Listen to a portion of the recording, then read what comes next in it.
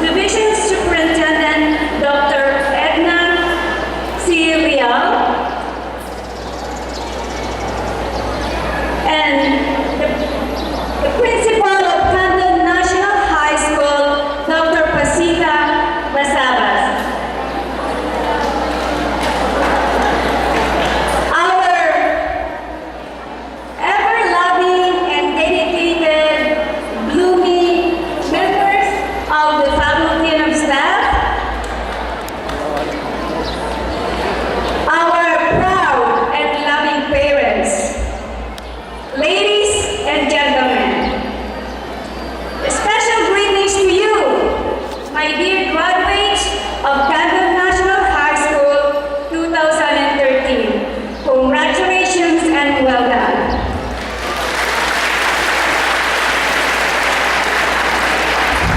Naimbag na bigat yung aming ita. Today marks a milestone in your lives, which will probably remain one of the best to remember as you grow older. I want to extend my warmest congratulations to all of you, my dear graduates, and to the parents who have made sure that these young people that are here today receiving their high school diplomas. Your perseverance and hard work made you this far. Ibisaan ang magkagandang na anunsyo ken sakripisyo ket nagbungan tinasayaan a buker. Dagiti buker, dagito'y anak tayo tata nga umanidan ken umawat ti diploma. Well done. After this morning, many of you will probably go home and have a celebration with your families. Others will party together with friends, while the rest will just go home and sleep into it. But as you head home today, allow me to ask this question. Where do you go from here? I could probably get 100 or even 1,000 answers from you today. However, let me ask you again, where do you really go from here? Bear in mind that whether you turn to your left or turn to your right, or you're walking upward or upward, you are walking into your future. Your future begins today. Ket kas nasayaan ken naandalag panagdalias at kisamaruno nga direkter, wenno tukad ti biag, kita ang kuma, tati nalimpiyo adalan, wenno danna, ti ka asaken. Your future, each and every one of you, will determine the future of this nation. How then can we become responsible and accountable to this future? Everyone, of course, has this dream of big and bright future, isn't it? Walking into your bright future means you have to continue what you have started. That is further educating yourself. Education is a major key to a bright future. Today is just another ladder. The next ladder may be the last to most of you. 2 weeks ago, or 3 weeks ago, I received an email from your school, from your principal, Mrs. Pasita Basabas. Thank you very much. That as your speaker tonight, I should be talking about the newly enforced policy here in the Philippines, the K-12 basic education and its role in building the nation's future leaders. At first, I was surprised, and I told myself, what? An additional 2 years of schooling?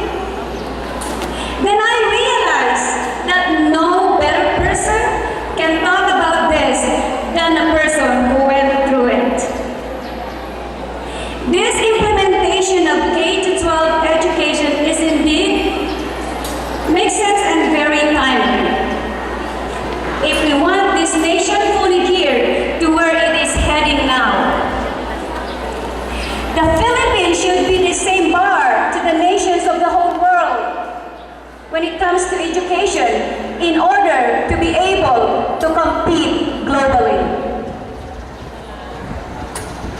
I received 6 years of elementary, 4 years of secondary, and 2 years of education here in the Philippines before I moved to Canada. The moment I arrived there, I submitted my credentials for evaluation. They told me I had to go back to high school and then get more credits. So then I can only be enrolled and get accepted to a university. I followed what was required and found out that indeed my 2 years of college here in the Philippines was not enough for me to fully understand the global implications of my career. After much research, surveys, debates, and in-depth studies, the government came to a conclusion that the K-12 program is indeed necessary to be adopted in the nation's education system. I can also see that it is crucial for the Philippines to hold it now at a time like this, when this nation is starting to rise up once again and be seen in much activity in the economic world. It's one of the most visible tools to acquire in preparation for a major breakthrough in the Philippines' efforts for great resurrection as an industrialized country. To see the great benefits of the K-12 program, particularly its role in building future leaders, we must carefully take a look at every aspect of the users, the society itself. Let us be reminded again that each member of the society has a role to make this program beneficial and serve its ultimate goals and purposes. To the parents,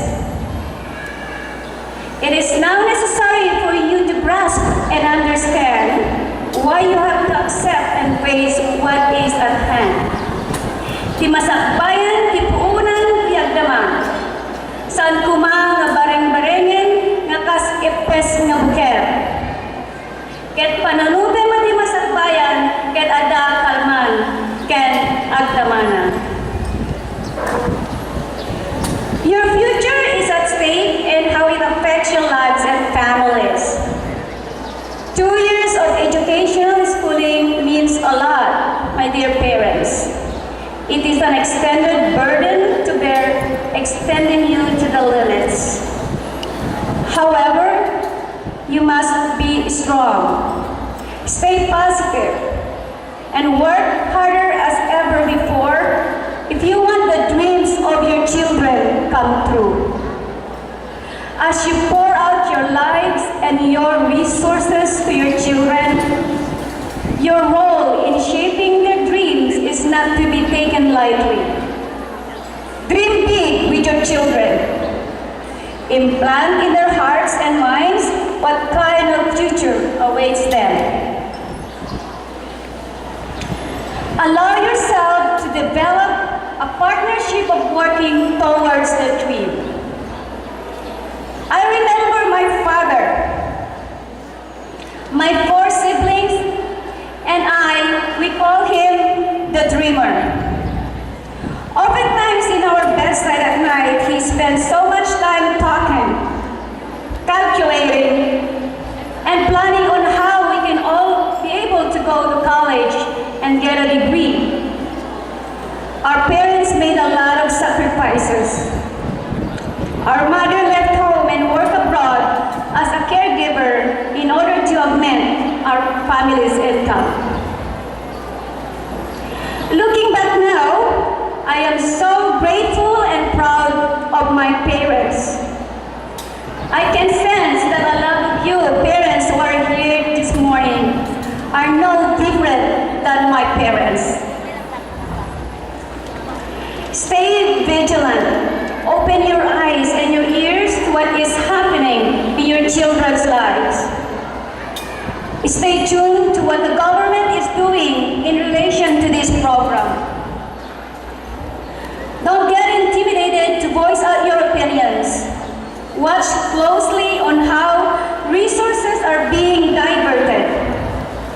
Stand on guard against corruption, injustice, and ignorance. A great leader and writer says, Nelson Mandela once said, education is the most powerful weapon that you can use to change the world.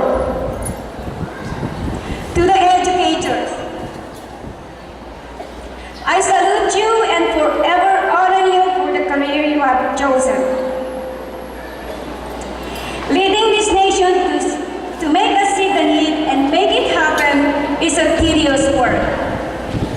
As an educator myself, it is a non-stop work on our part. We have to continue to educate ourselves in every opportunity, lest we are left behind of the many changes in this age of advanced technology. The K-12 basic education is now in your hands to make it happen and show what you can do. Can we give a clap for our teachers?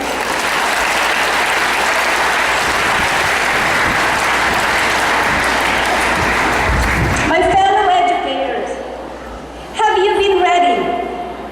Have you been in position? The need for thorough review of the plans, curriculum adjustments, and implementations are a vast homework to each and every one of you. Don't waste no time if you want to see good results in 2016. Your job is to see that each and every student can benefit to this program.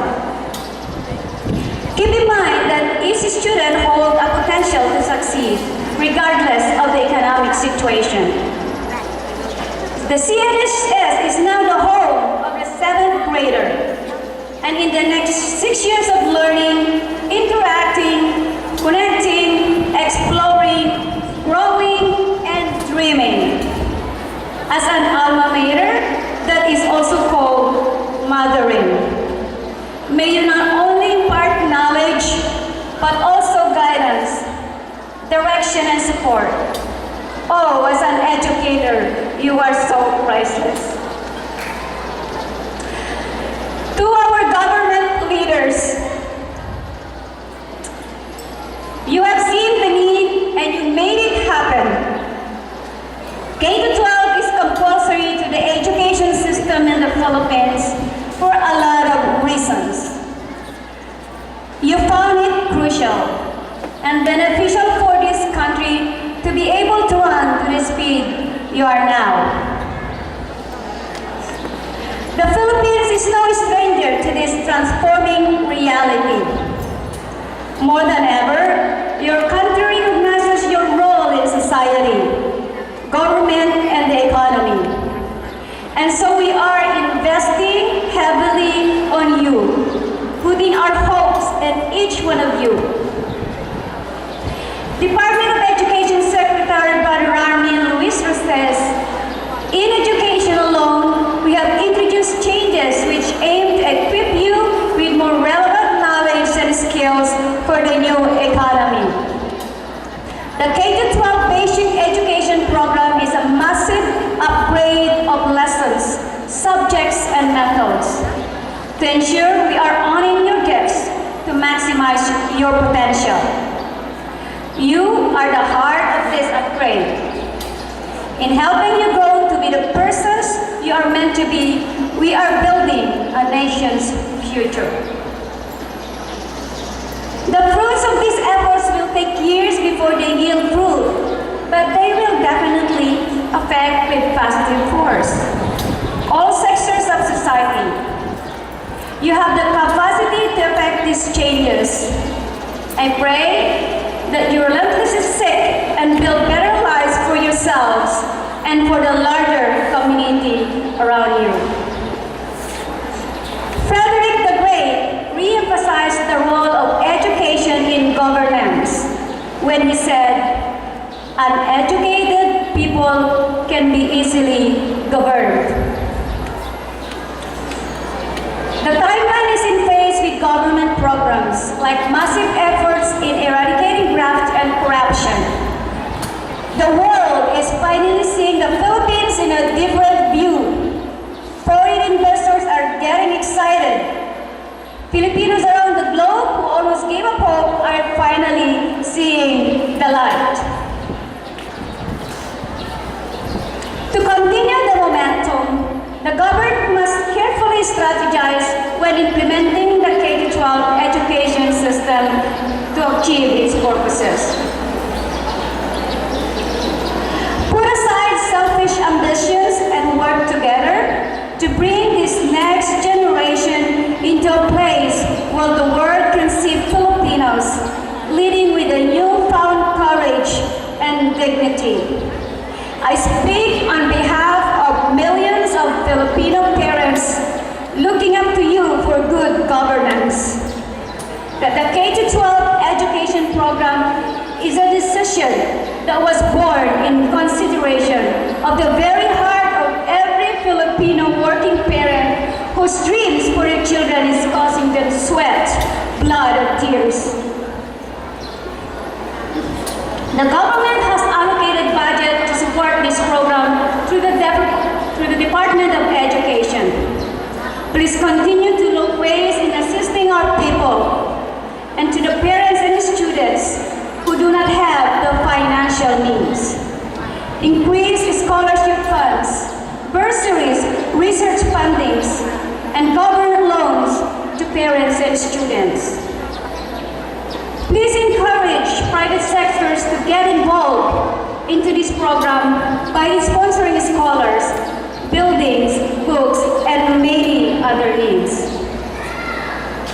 Together, we bring this challenge to you to fully examine your hearts and servanthood for the good of other people working hand in hand to give this country great leaders that they deserve. These young people are looking up to you and following your footsteps to lead this nation in the new frontier. Kada kay amin nga graduate kanta, nagpipintas kayo kay nagtataraki kayo. Rupa kayo amin, tinagsat akas aglaglag to, jumping salad. Rupa kayo ti Anos, rupa kayo ti Sakripisyo, rupa kayo ti Victoria, rupa kayo ti Ganadger, ken Gaget, ken rupa kayo ti sumarsara mga leaders, ti Pagilian tayo. Saan kayo nag-mistake? To the graduates, you all look so nice, smart, and cute today. I love you all.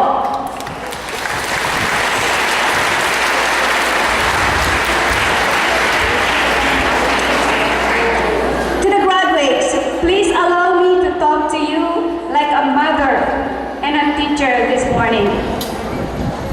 I can easily relate myself to when you are right now. Just a while ago, I asked you, where do you go from here? Have you already made a decision to what you are doing next? Where do you go from here? Have you already made what you want to be in the future? Kaya't mga di agbalimad anars akas kanya tamang pantumatag trabaho di abroad. Wano kaya't mantumit agbalin nga mestra, wala mestro, amang mulit tumit. Iti sumarsaro ng generasyon.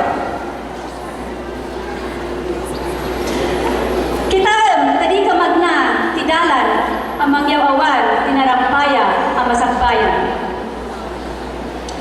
Can you see yourself 10 years from now, my dear graduates? That is your future. Deciding your future is easy, but putting it to life is a lot of work and sacrifices. Not only to you, but also to your parents and teachers. The next ladder of education you are about to step in will position you into your future. You have to realize, my dear graduates, that along with your dreams and your plans,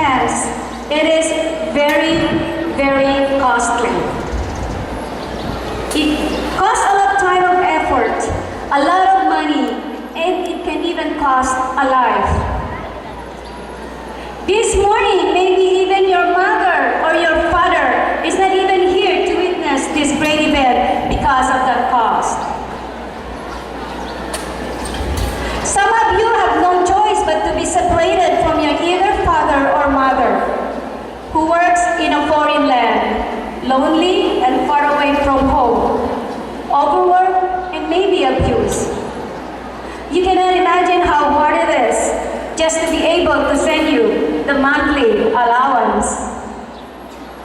Therefore, my dear graduates, do not take it lightly. Do not take it for granted their sacrifices. And engrave in your hearts and minds that every centavo that you are spending comes with a cost. Stay focused to your goals. Make a daily journal to what you are doing in achieving towards that goal. Allow and submit yourselves to discipline and training good leadership. Respect your teachers. Honor their commitment towards you. Your teachers are here to mold you and shape you into a nation builder, a leader, and history maker. Last but not the least, among all the 4 integral rules, without this, there is no meaning. I can testify to these that without my faith, it would have been impossible to make it through. God has been my partner since the very beginning. Your victory is assured when God is in it, first and foremost. You have to allow Him to lead you, bless you, and give you directions in every endeavor that you take. I remember my father's dying words. My daughters, God has blessed you to have been given this opportunity to get an education as much as you want. But always remember to put God first in everything you do. Because you may gain the whole world and all that is in it, yet you gain nothing if you lost your soul. Always acknowledge Him in all your accomplishments, giving Him back the glory and honor. Therefore, rise up, gather your strength, tenacity, determination, your passion, follow your dream, become the person you are meant to be. Be a nation builder, a leader that will make this country strong and mighty. Mabuhay kayong lahat.